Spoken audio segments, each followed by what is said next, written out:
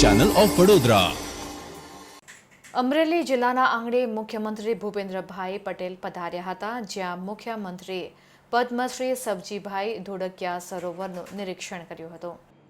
અમરેલીના નાગનાથ મહાદેવ મંદિરે જળાભિષેક કરી દર્શન કર્યા હતા અને બાદ અમરેલીના સયાજીરાવ ગાયકવાડ રાજમહેલના નવીનીકરણનું ખાતમુહૂર્ત કરવામાં આવ્યું હતું। ત્યારબાદ અમરેલીનું અદ્યતન બનેલ મોડર્ન એસટી બસ સ્ટેન્ડનું લોકાર્પણ કરવામાં આવ્યું હતું અને ત્યાં જનસભાને સંબોધન કર્યું હતું। વિધાનસભાના નાયબ દંડક કૌશિક વેકરિયા, સાંસદ ભરત સુતરિયા, ધારાસભ્ય મહેશ કસવાલા, જેવી કાકડિયા, હીરા સોલંકી, જનક તળાવિયા સહિતના ધારાસભ્યોએ મુખ્યમંત્રીને સન્માનિત કર્યા હતા।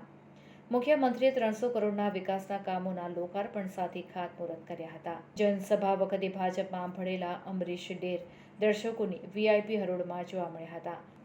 જનસભા પૂર્ણ કરી મુખ્યમંત્રી સાવરકુંડલા ખાતે રેલવે ઓવરબ્રિજનું લોકાર્પણ અને પીજીવીસીએલના 3 સબસ્ટેશનોના લોકાર્પણ માટે પહોંચ્યા હતા। ત્યારબાદ રાજુલા જવા મુખ્યમંત્રી કાફલા સાથે રવાના થયા હતા।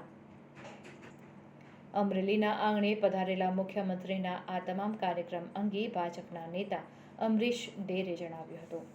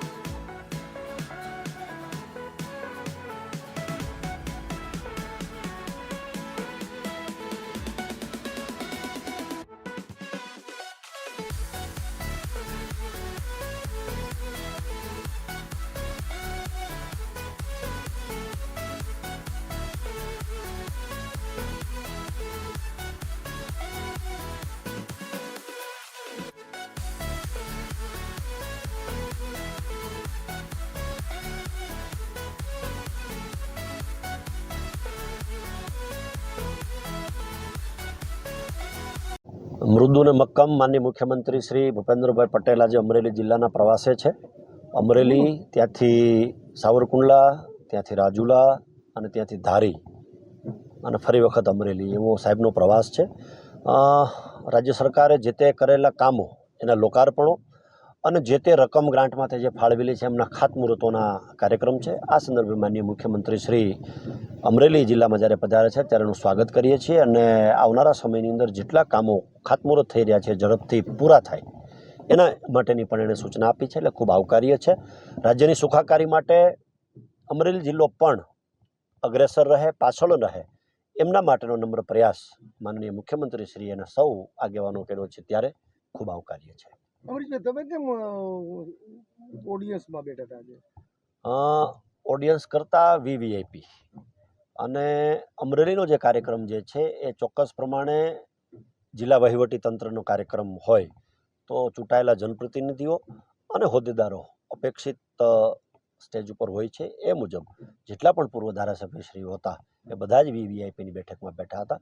પાર્ટીનો કોઈ કાર્યક્રમ હોય ત્યારે સમજી શકાય, પણ વહીવટી તંત્રનો એટલે સરકારી કાર્યક્રમ હોય ત્યારે ચોક્કસ પ્રમાણે માન મર્યાદા પ્રમાણે રહેવું જોઈએ અને બેસવું જોઈએ, એ હું સ્પષ્ટ પ્રમાણે માનું છું.